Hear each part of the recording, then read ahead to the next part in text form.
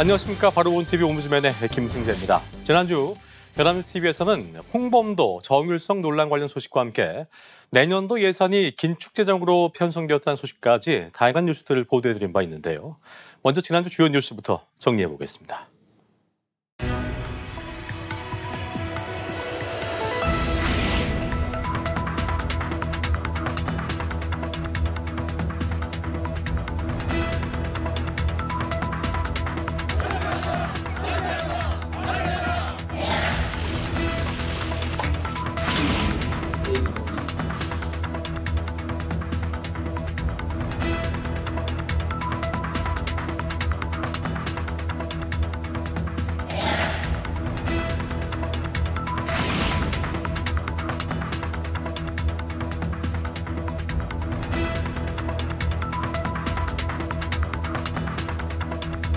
확실하게 전환했습니다.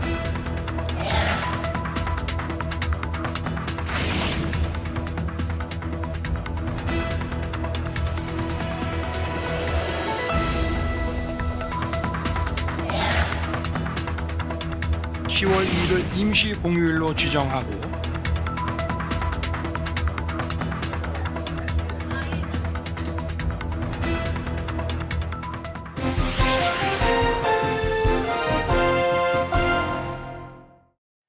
지난 8월 24일 새벽 북한이 정찰위성을 발사했습니다. 이는 5월 31일 1차 발사에 이은 두 번째 시도로 북한 조선중앙통신은 발사 2시간 30분이 지난 24일 오전 6시 15분 비상 폭발 체계의 오류로 정찰위성을 궤도에 올리는 데 실패했다고 밝혔습니다. 이어 북한은 10월에 3차 발사를 시도하겠다고 예고했으며 우리 군은 서해상에 떨어진 로켓 낙하물을 찾는 작전을 수행 중이라고 전했습니다. 연합뉴스TV는 지난 한 주간 북한의 정찰위성 발사에 대한 다양한 보도를 했습니다. 해당 이슈를 전문가와 함께 분석한 뉴스 현장, 뉴스 프라임을 중심으로 평가해 보겠습니다. 먼저 발사 당일 오후 뉴스 현장에서는 장영근 한국국가전략연구원 미사일센터장과 함께 이번 북한의 정찰위성 발사를 기술적인 측면에서 평가하는 시간을 가졌습니다. 장 센터장은 이번에 발사된 북한의 위성이 3단계 비행 중 폭발이 발생한 것에 비춰볼 때 2단계 비행 중 실패한 지난 1차 발사에 비해 비행 기술에 대한 진전이 있었다고 주장하며 북한이 이번 발사를 위해 야간의 준비 과정을 거치고 새벽 시간에 발사를 감행한 것은 발사 준비 과정을 숨기고 기술 수준의 노출을 방지하기 위한 의도라고 평가했습니다. 또한 북한이 한 달여의 기간 내에 3차 발사를 하겠다고 발표한 것은 이번 실패에서 도출된 기술적 문제점이 경미하다는 판단에 따라 자신 있게 추가 발사 시기를 특정한 것으로 보인다고 밝혔습니다.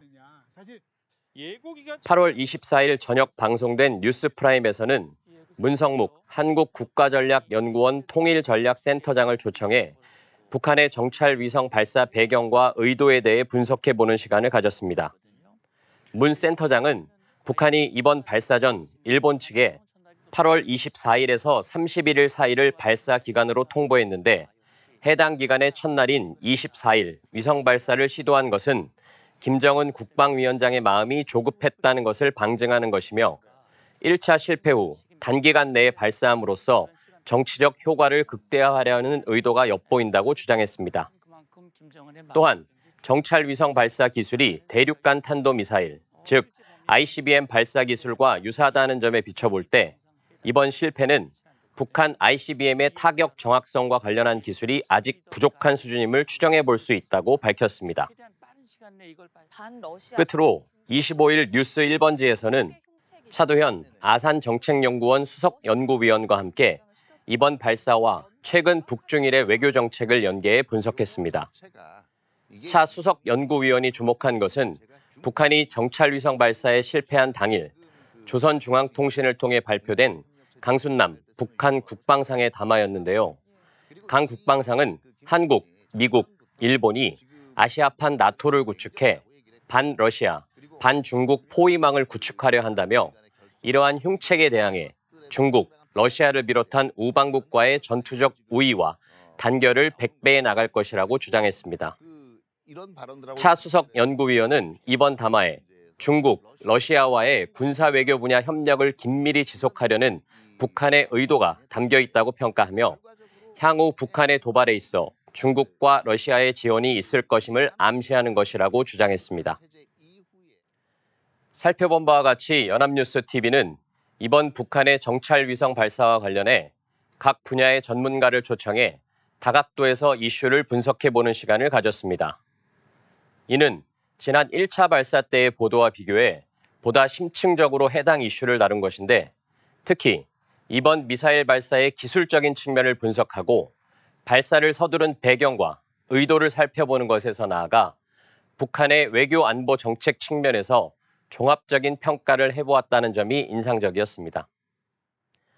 다만 일부 분석의 경우 사실 또는 근거에 기반하지 않고 전문가의 생각이나 추측에 따른 것으로 평가되는데 시청자와 국민들은 전문가의 견해를 사실인 것처럼 받아들일 수 있기 때문에 향후 보도에서는 안보 이슈가 갖는 중요성을 고려한 가운데 사실과 주장을 보다 명확히 구분해 전달하려는 노력이 필요할 것으로 보입니다.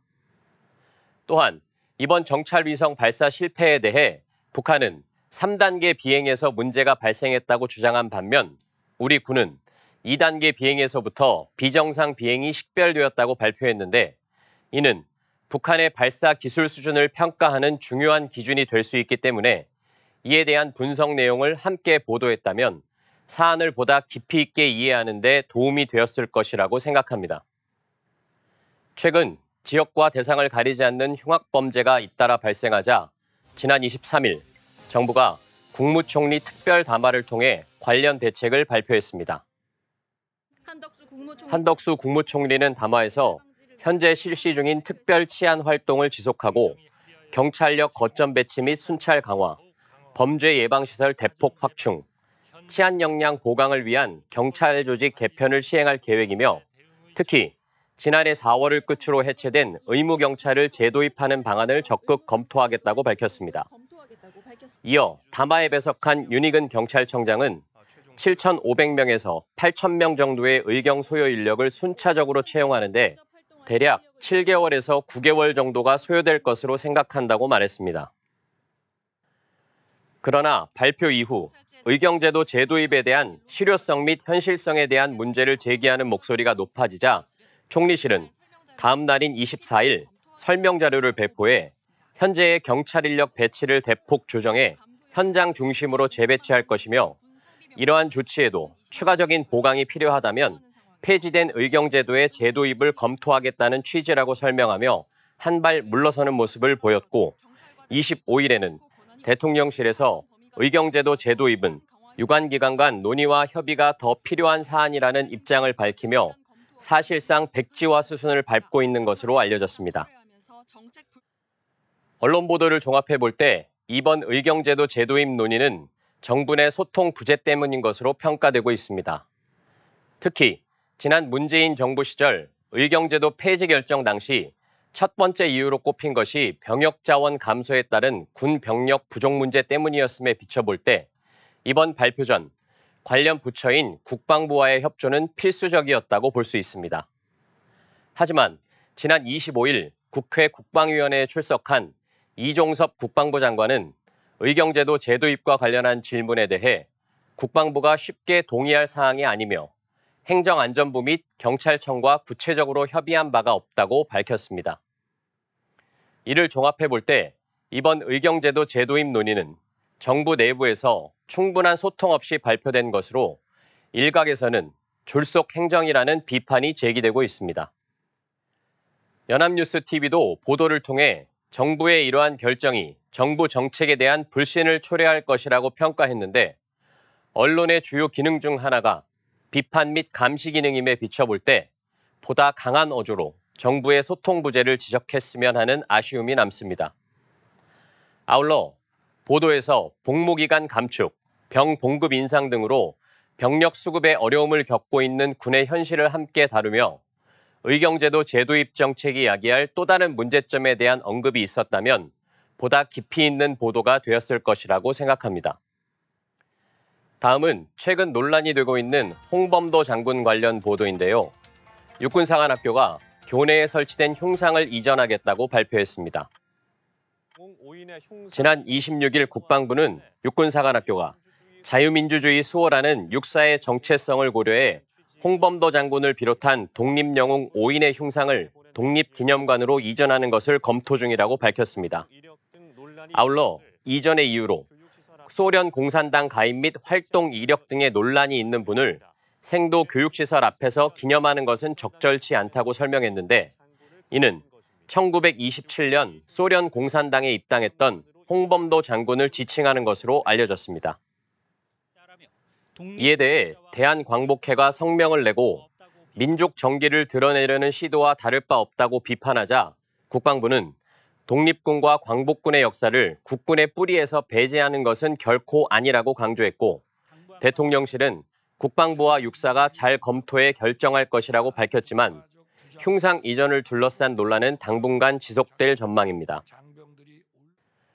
그 후 군 당국은 육군사관학교 내 설치된 독립운동가 5명의 흉상 이전과 관련해 홍 장군의 흉상만 옮기는 방안에 무게를 두는 것으로 알려졌습니다.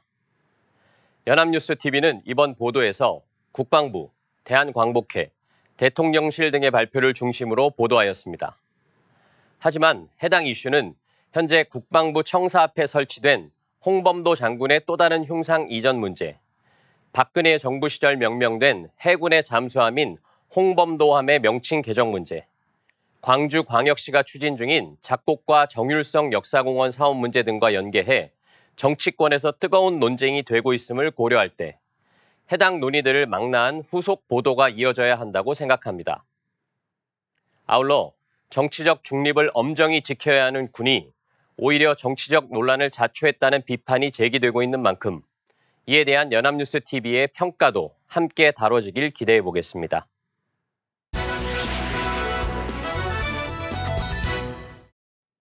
이번 시간은 주말에 방영되는 제작 프로그램을 대학생의 시선으로 분석하고 평가해보는 시간이죠. 캠퍼스 TV 리포트입니다. 이번 주에는 인천대학교 박유빈 학생과 함께하겠습니다. 어서 오십시오. 안녕하세요. 네, 자, 유빈 학생 지난주에 어떤 프로그램 모니터링했습니까? 네, 저는 8월 27일 방송된 연합뉴스TV 스페셜을 모니터링했습니다. 이번 연합뉴스TV 스페셜에서는 흔들리는 K아파트라는 주제로 LH 아파트 단지 부실 공사와 그 원인에 대해 다뤘는데요. 그럼 자세한 모니터링 내용 지금부터 전해드리겠습니다.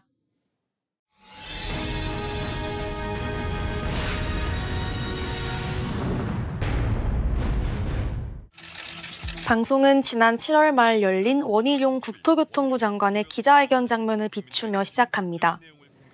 원희룡 장관은 LH가 발주한 공공주택에서 지하주차장이 무량판으로 시공된 단지를 전수조사한 결과 설계, 감리, 시공의 모든 과정에서 부실을 적발했다고 밝혔다는데요.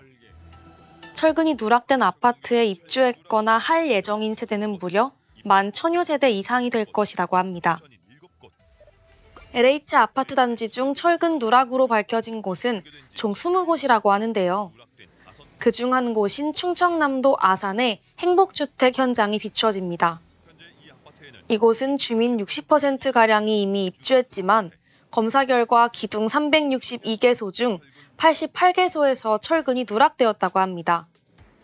이렇게 철근이 빠진 슬래브를 하부에서 강제 지지하는 공법을 시행하여 보완할 예정이라고 하는데요. 입주가 끝난 주민들은 이미 지어진 아파트에 보강 공사를 한다고 해서 그게 괜찮아질지 의문이다. 아기가 있어 빨리 이사 가고 싶다라며 불안감을 토로했습니다. 이어서 충청북도 음성군에 있는 또 다른 철근 누락 아파트 현장이 비춰졌습니다. 총 500세대 중 65%가 입주를 마쳤다는데요. 지하주차장 곳곳에 임시 보강 구조물이 설치된 것을 볼 수 있었습니다. 해당 아파트를 발주한 LH 담당자는 기둥 상부에 무량판 구조로 있어야 할 전담 보강근을 기둥의 하부에 설치하는 바람에 잘못 시공된 것이라며 무량판 구조가 아닌 주거동은 전혀 문제가 없다고 말합니다. 이 장면을 보며 500세대, 적어도 1000명이 넘는 사람들이 살 아파트를 지으며 설계도를 오독하여 철근을 거꾸로 낄 수 있다는 사실에 놀랐습니다. 입주한 주민들도 처음부터 기초를 잘 지었어야 한다며 걱정하는 인터뷰가 비추어집니다. 인천 검단 사고아파트 감리팀장을 찾아가는 모습도 나오는데요. 현장에서 철근이 빠진 것을 몰랐을 만큼 감리가 제대로 되지 않았다는 것이 강조되었습니다. 감리 인원 부족도 부실 공사의 원인으로 지적됐다는데요. LH 자체 감리 현장 인원 현황은 법정 인원에 크게 미달하는 수준이었다고 합니다. 박창근 가톨릭 관동대 토목공학과 교수는 우리나라 건설사들이 감리가 꼼꼼한 외국에 나가면 최인류 기술력을 발휘하지만 우리나라 시스템은 감리가 느슨해질 수밖에 없는 구조라고 말했다는데요. 최명기 대한민국 산업현장 교수단 교수도 감리원들 사이에서 일을 너무 열심히 하면 회사에서 잘린다는 이야기가 있을 정도로 그 역할을 제대로 할 수 있는 환경 조성이 안 된다고 지적했습니다. 이번 철근 누락 아파트들의 설계, 감리 회사의 대다수는 전관업체에서 맡은 것으로 밝혀졌다고 하는데요. LH 전관업체 수주 비중은 건수와 금액에서 모두 전체의 과반이 넘는 수치를 보였다고 합니다. 전문가들은 건설업계의 구조적 문제가 터진 것이라고 지적합니다. 박성준 대학 건축사협회 부회장은 설계자 감리가 없는 나라는 우리나라뿐이라며 미국과 일본의 관련 제도를 언급했는데요. 설계자가 제대로 공사가 되고 있나 확인하고 다음 단계를 승인하는 형태의 제도가 만들어져야 한다는 생각을 밝혔다고 합니다. 이어서 최근 건설 현장에서 해고당한 30년 경력의 철근공 이 씨의 이야기가 나오는데요. 해고 사유는 바로 부실공사 문제 제기였다고 합니다. 철근 팀장으로 한 팀을 직접 운영했던 이 씨는 철근 누락된 채 아파트가 시공되자 문제를 제기했다는데요. 무량판 구조만이 문제가 아니었다고 합니다.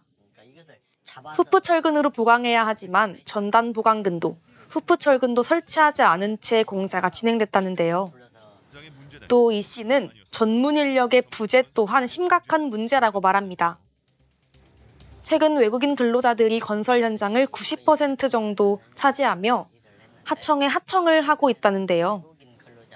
그러다 보니 당연히 부실 공사로 이어지는 실정이라고 말합니다. 실제 건설 외국 인력수 추정치 중 90%가 넘는 32만여 명 이상이 불법 노동자라고 하는데요. 최명기 교수는 하도급에 하도급을 주게 되며 실제 현장에서는 서류에 나오지 않는 외국 사람들이 시공을 하게 된다고 합니다. 또 홍건호 교수는 최저가 입찰제가 큰 문제라고 말하는데요.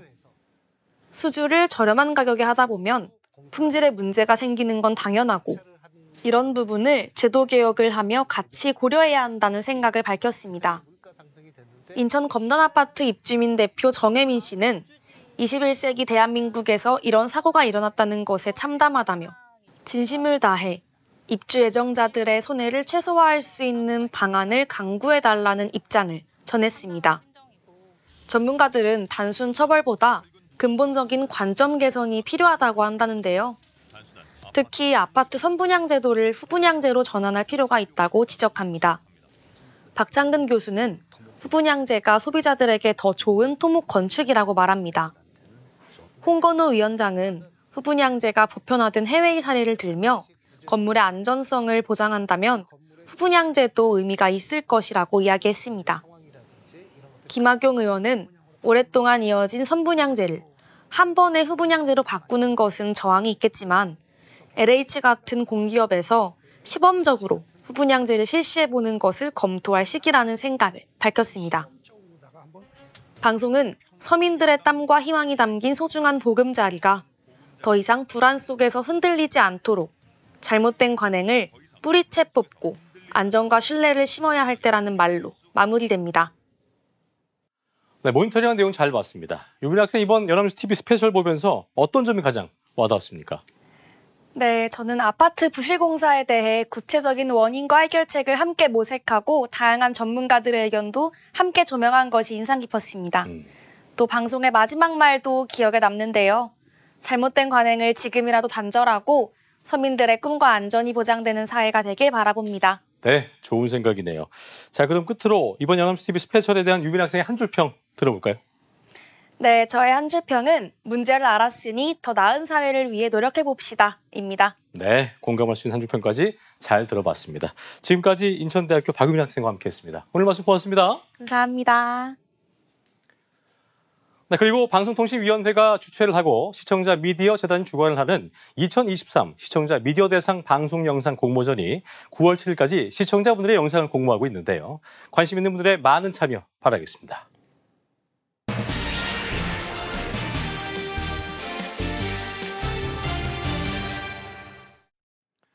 과거 미국산 쇠고기 수입 반대와 사드 배치 반대 등 주변국들과의 관계에 있어서 큰 이슈가 된 여론들이 있었습니다. 과연 일본의 오염수 방류는 훗날 어떤 결과를 가져오게 될까요? 오늘 TV와 비평에서 관련 내용들 자세히 짚어보겠습니다. 도움 말씀에 명지대학교 최선규 교수와 함께하겠습니다. 어서 오십시오. 안녕하세요. 예. 자, 일본이 지난 24일이었죠. 예정대로 후쿠시마 제1원전의 오염수 방류를 해양으로 하기 시작했습니다. 먼저 오염수가 만들어진 원인도 그렇고요. 해양 방류 결정도 그렇고 향후 계획 등에 대해서 언론이 어떻게 보도했는지부터 정리를 해보죠. 네. 후쿠시마 제1원전은 2011년 동일본 대지진 당시 쓰나미로 폭발 사고를 일으킨 원자로 내에 용융된 핵 연료를 식히는 순환 냉각수에 빗물과 지하수가 유입돼 섞이면서 오염수가 계속 발생했습니다. 현재 후쿠시마 원전 부지에는 오염수에서 방사성 물질을 걸러낸 뒤 삼중수소가 남은 물이 천여 개 탱크에 134만 톤 저장돼 있습니다. 지난 24일 도쿄전력은 7,800톤의 오염 처리수를 바닷물로 희석해 첫 방류를 시작했고 17일 동안 24시간 쉬지 않고 이루어집니다. 올해 방류량은 탱크 약 30기 분량인 31,200톤입니다. 모든 오염수를 방류하는 데는 앞으로 30년 이상이 걸릴 것으로 예상되지만 현재도 원전 부지로 유입되는 지하수와 빗물 등으로 인해 오염수가 추가로 발생하고 있기 때문에 오염수 방류가 끝나는 기간을 확인하기는 어렵다고 연합뉴스가 보도했습니다. 후쿠시마 오염수 방류는 2021년 4월 스가 요시히데 당시 총리가 오염수 처분 방식으로 해양 방류를 공식 결정한 지 2년 4개월 만에 이루어지는 것입니다. 오염수 발생 원인인 동일본 대지진과 이로 인한 후쿠시마 원전 사고로부터는 약 12년 만의 일입니다. 그렇군요. 자, 그런가 하면 일본의 오염수 방류에 대한 우리 정부의 대응을 놓고 정치권 공방도 점점 격화하는 모습인데요. 야당은 일본의 환경 테러를 우리 정부가 방조했다면서 맹공에 나서고 있고요. 또 당정은 괴담 선동을 멈추라면서 맞서고 있는 상황인데 정치권의 움직임에 대해서 언론은 어떻게 보도하고 있는지 정리해 보죠. 네. 지난 28일 여야는 일본의 후쿠시마 원전 오염 처리수 방류와 관련한 공방을 벌이며 정쟁을 이어갔다고 매일신문이 보도했습니다. 국민의힘은 이날 더불어민주당의 후쿠시마 오염 처리수 반대 공세에 대해 이재명 방탄용 반일이라며 비판을 쏟아냈습니다. 김기현 대표는 지금까지 나온 데이터와 비춰봤을 때 오염 처리수 방류가 인체에 유해한 정도의 유의미한 변화를 준다고 보기는 어려운 것이 과학적 결론이라고 말했습니다. 그러면서 이제 민주당도 무리하게 억지를 부리면서 나치 괴벨스식의 낡아빠진 선전선동을 하던 길거리 투쟁을 중단하기를 정중히 요청한다고 말했습니다. 같은 날 민주당의 이재명 대표는 시대착오적인 반공선동에 늘 앞장서던 대통령이 핵 오염수 투기 문제에 대해선 참모들 뒤에 숨어 있다고 반격했습니다. 이 대표는 이날 국회에서 열린 최고위원회에서 국민 어느 누구도 세계의 우물인 태평양의 독을 푸는 일본의 환경 범죄를 용납하지 않을 것이라며 이같이 지적했습니다. 그러면서 우리 국민이 화가 나는 것은 대통령이 이런 이율배반적이고 무책임한 태도란 점을 직시하길 바란다며 국민의 생명을 하찮게 여기는 권력은 반드시 심판을 받는다고 말했습니다. 이어 대통령이 직접 핵 오염수 투기 반대 의사를 천명하고 일본을 국제해양법 재판소에 제소해야 한다고 강조했습니다. 그렇군요. 자, 일본의 오염수 방류가 해양 생태계에 어떤 영향을 미치게 될 것인가에 있어서 가장 중요한 건 아무래도 안전성 문제입니다. 과연 일본 정부의 설명대로 안전한 수치인 것인지 또 우리 해역에는 언제 영향을 미치게 될 것인지에도 관심이 쏠리고 있는 상황인데요. 이에 대한 과학적 분석 내용도 좀 짚어보죠. 네. 일본 정부와 도쿄전력은 오염수를 다핵종 제거 설비 알프스를 이용해 방사성 핵종을 제거하고 제거가 어려운 삼중수소는 바닷물로 희석해서 국제 기준에 맞는 농도로 방류하겠다는 계획입니다. 예. 도쿄전력이 채취 분석한 오염 처리수 시료 측정 결과가 정확한지 국제원자력기구를 통해 점검 확인을 받으며 방류하겠다는 겁니다. 후쿠시마 원전 방사능 오염 처리수의 방류가 시작되면 200에서 500m 수심에서 형성된 중층수의 경우에는 한반도에 도달하는 시간이 7개월에서 1년 만에 도달한다고 석윤열 전 서울대학교 원자력공학과 교수가 주장했습니다. 하지만 지난 2월 한국원자력연구원과 한국해양과학기술연구원에서 발표한 시뮬레이션에 따르면 방출된 오염 처리수는 태평양을 돌아서 4, 5년 후부터 국내 바다로 유입되고 이때 유입되는 삼중소소 농도는 국내 해역 평균의 10만 분의 1 수준이라고 해수부는 설명했습니다. 또한 시뮬레이션은 수심 5,000m 심해까지 계산한 결과이며 석윤열 교수가 말한 200에서 500m의 중층수를 포함해 계산한 결과라고 말했습니다. 일본이 후쿠시마 오염 처리수 방류를 시작했지만 안전성에 대한 논란은 여전한 상황이라고 한겨레 신문이 지난 24일 보도했습니다. 오염수의 완전성을 확인하려면 여러 나라 과학자들이 다양하게 시료를 채취해 방사성 물질 농도 변화를 분석할 필요가 있지만 일본은 일관되게 한국 등 관련국에 직접 시료 채취는 거부해 왔다는 것입니다. 후쿠시마 원전 현장에서 오염 처리수 방류 과정을 점검할 국제원자력기구가 각종 자료를 한국 정부와 공유하겠다고 밝혔지만 도쿄전력이 시행하는 시료 채취 분석에 의존해야 하는 기본 구도는 달라지지 않았다고 한겨레 신문은 덧붙였습니다. 한편 일본의 오염 처리수 해양 방류에 현재 가장 거세게 반발하는 나라는 중국이라고 연합뉴스가 지난 24일 보도했습니다. 중국 정부는 일본이 후쿠시마 원전 사고 오염수를 세계 각지에서 통용되는 원전의 정상 가동을 통해 나온 배출수와 같이 놓고 말하는 것은 개념을 교묘히 바꾸고 여론을 오도하는 것이라고 주장했습니다.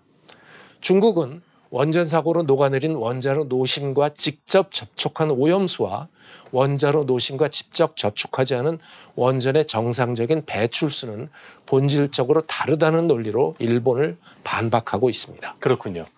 자, 일본의 오염수에 대한 국민 불안감이 높은 만큼 객관적이고 공정한 언론 보도가 필요할 때인데요. 하지만 언론 성향에 따라서 보도 방향에는 다소 차이가 좀 있어 보입니다. 자, 끝으로 현재 언론이 어떤 역할을 해야 될지 짚어주시면서 마무리 짓겠습니다. 네. 일본 언론은 지난 25일 후쿠시마 오염수의 해양 방류를 둘러싼 각국의 반응을 분석하면서 한국은 미국처럼 전면적인 찬성도, 중국처럼 전면적인 반대도 아닌 중간 수준인 것으로 평가했습니다. 일본의 아사히 신문은 이날 각국의 반응을 다루는 기사에서 나라별 찬반 입장을 찬성과 반대, 중간으로 분류했습니다. 토니 블링컨 미 국무장관이 지난 15일 브리핑에서 일본의 오염수 방류 계획에 대해 공개적으로 지지 입장을 밝힌 미국을 비롯해서 호주와 필리핀은 찬성하는 국가로, 일본산 수산물 수입 금지를 단행한 중국과 홍콩, 북한은 반대하는 국가로 각각 평가했습니다. 이 밖에 한국과 태평양 섬나라 국가들은 중간 수준으로 분류했습니다. 이 신문은 한덕수 국무총리가 국민 여러분이 정부를 믿고 과학을 믿어주시기를 부탁드린다며 대국민 담화를 발표했지만 야당은 내년 4월 총선을 앞두고 이를 정치 쟁점화하면서 정부 여당을 공격하고 있다고 설명했습니다. 정부는 오염 처리수 방류가 인체에 유해한 정도의 유의미한 변화를 주기 어렵다는 것이 과학적 결론이라고 말하지만 아직 국민들의 불안감은 남아 있습니다. 정부는 일본이 오염수를 처리해서 방류하는 것이 국제 기준에 잘 맞추어 이루어지는지, 국제원자력기구의 점검을 세밀하게 감시하고 우리 해역의 수산물 방사능 검사를 철저히 시행해서 국민들의 불안감을 해소시켜야 할 것이며 언론은 이 과정을 잘 보도해야 할 것입니다. 네, 알겠습니다. 지금까지 명지대학교 최성규 교수와 함께했습니다. 오늘 말씀 고맙습니다. 감사합니다. 저희 옴부즈맨 제작진은 여러분의 다양하고 소중한 의견들을 기다리고 있습니다. 방송을 보시고 느낀 소감을 연합뉴스TV 홈페이지 내 시청자 게시판이나 SNS로 보내주시면 됩니다. 저희는 다음 주 시간에 다시 인사드리죠. 여러분 고맙습니다.